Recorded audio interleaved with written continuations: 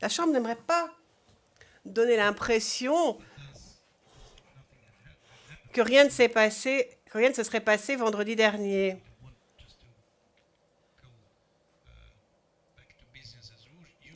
On ne veut pas faire comme si s'était rien passé et nous voulons quand même faire remarquer certains points. Comment dire?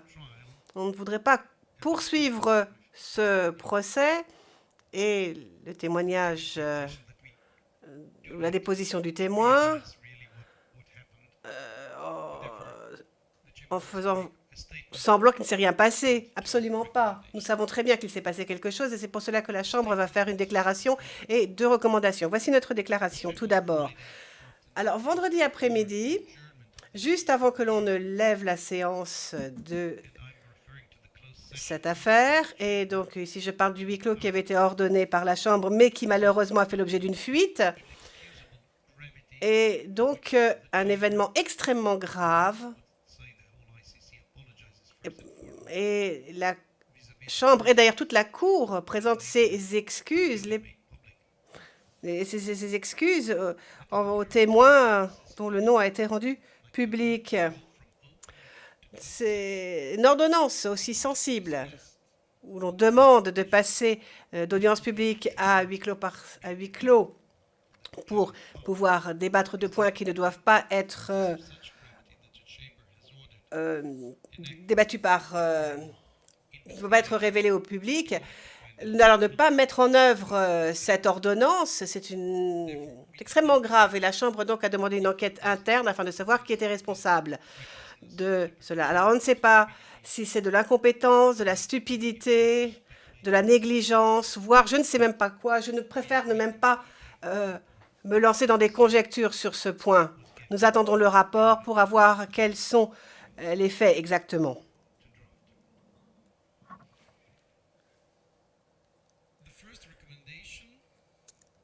Alors, mes recommandations. La première recommandation est plutôt juridique. En effet, il s'agit d'un délit. Alors, c'est peut-être un peu étrange que je dise cela après l'incident de vendredi, et ça, je comprends bien. Et cela dit, c'est quand même un outrage, une entrave à l'administration de la justice, en application de l'article 70 du statut de Rome. Et en effet,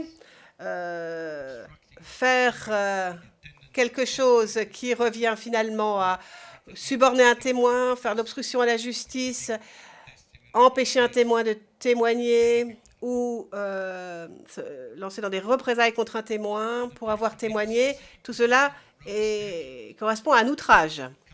Et de plus, dans le statut de Rome,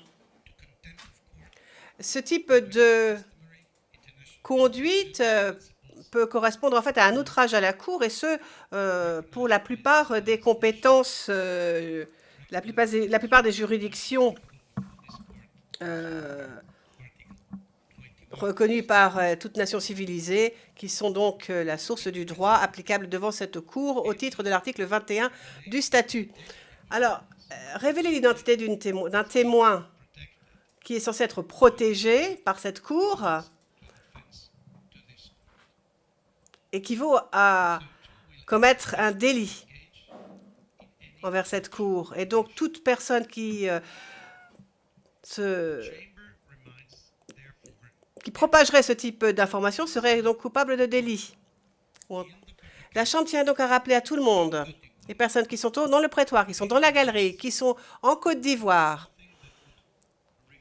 qu'ils n'ont pas le droit de faire quoi que ce soit qui pourrait propager l'identité ou essayer de révéler l'identité de témoins protégés par cette Cour. Alors, la motivation de ce type de conduite n'est pas pertinente de toute façon. La façon dont on obtient l'information n'est pas non plus pertinente. Les membres de la presse, les blogueurs, les personnes sur les réseaux sociaux, les participants aux réseaux sociaux, les hôtes de sites web doivent absolument faire tout ce qui est en leur mesure pour que ne soit pas dévoilée l'identité de témoins protégés. Et ils doivent aussi faire tout ce qui est en leur possible pour que ne soit pas disséminé en deuxième main ce type d'information. Ça, c'était ma première recommandation. Deuxième recommandation, elle est plus didactique. Disons qu'elle se base plutôt sur la morale plus que sur le droit. La CPI est une cour qui dit le droit. Ce n'est pas une arène politique. Notre travail ici est très important et sérieux. Il s'agit d'un procès qui est basé sur un règlement de procédure qui doit être suivi pour décider en fin de compte si l'accusé est innocent ou coupable des crimes qu'on lui reproche, qu'on leur reproche. Donc les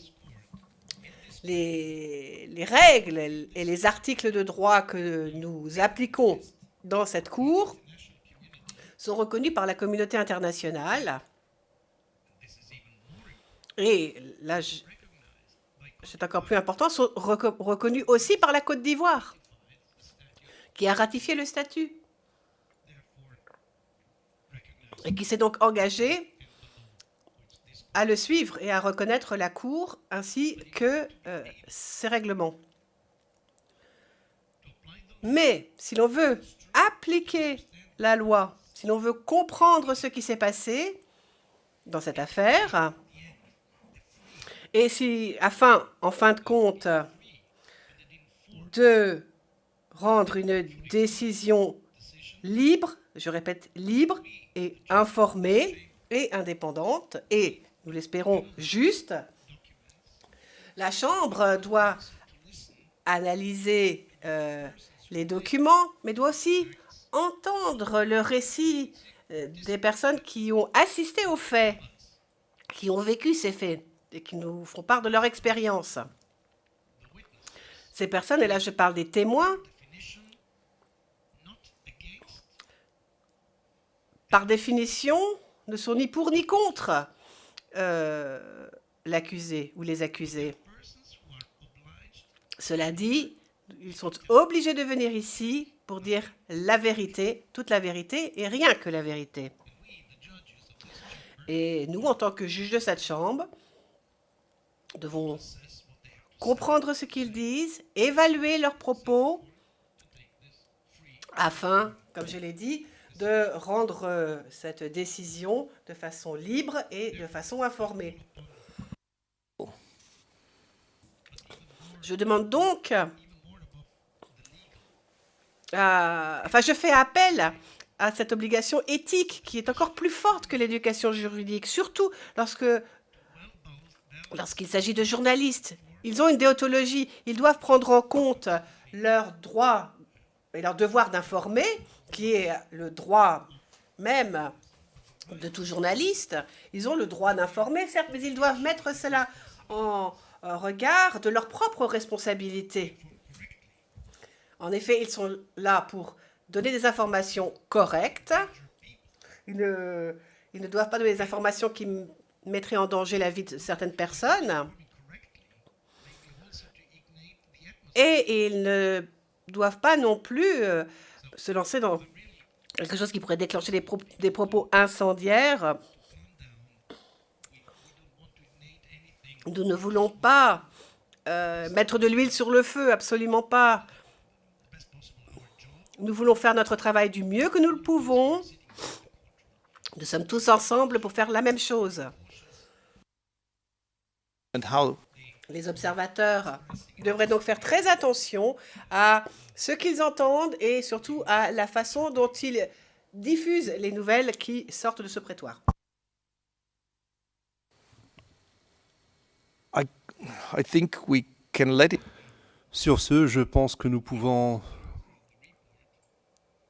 passer à autre chose. Évidemment, nous attendons le dépôt du rapport, mais pour l'instant, je demande au greffier d'audience de bien vouloir faire entrer le témoin afin que nous puissions poursuivre sa déposition.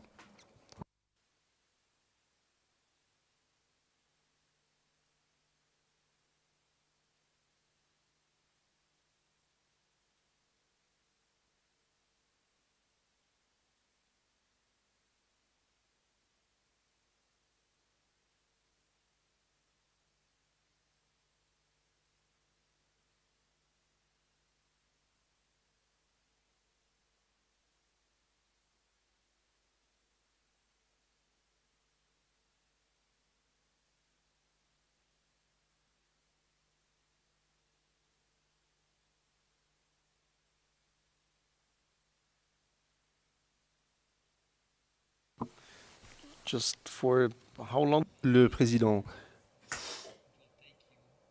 vous pensez en avoir pour combien de temps? Et je m'adresse à vous, maître Hocher, je m'adresse également à maître Knops. Donnez-nous juste un ordre d'idée. Est-ce que vous avez une estimation? Maître Hocher, évidemment, tout dépend des réponses qui seront apportées, des objections qui seront éventuellement soulevées. Je pense en avoir au moins jusqu'à l'après-midi, étant donné l'heure qu'il est maintenant. Je ne suis pas certain. J'en ai peut-être pour 2 heures. Le président, très bien.